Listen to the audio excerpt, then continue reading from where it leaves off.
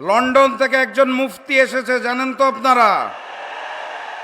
আসার পরে উনি নির্ধারণ করছেন কে মুসলমান থাকবে আর কে বিধর্মী হবেন।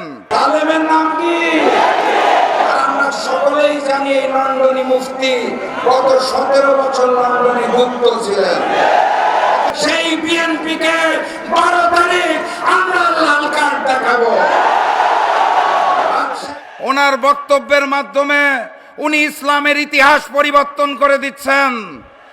আমি আজকের এই বক্তব্যে ওনাকে ধন্যবাদ জানাতে চাই, কারণ উনি গতকালকে একটি সঠিক কথা বলেছেন। উনি বলেছেন 5 পরে একটি দল নতুন করে জালেম হয়েছে যারা গুপ্ত ছিল। উনি সঠিক বলেছেন, আমি ওনাকে ধন্যবাদ জানাই। ট্রান্সপারেন্সি ইন্টারন্যাশনাল বাংলাদেশ টিআইবি একটি রিপোর্ট দিয়েছে। তারা বলেছে 5ই আগস্টের পরে বাংলাদেশে 600টি রাজনৈতিক সহিংসতা হয়েছে, যার মধ্যে 92% জন্য দায়ী, অর্থাৎ 550টি রাজনৈতিক সহিংসতার পিছনে দায়ী এই বিএনপি। জালেমের নাম কি?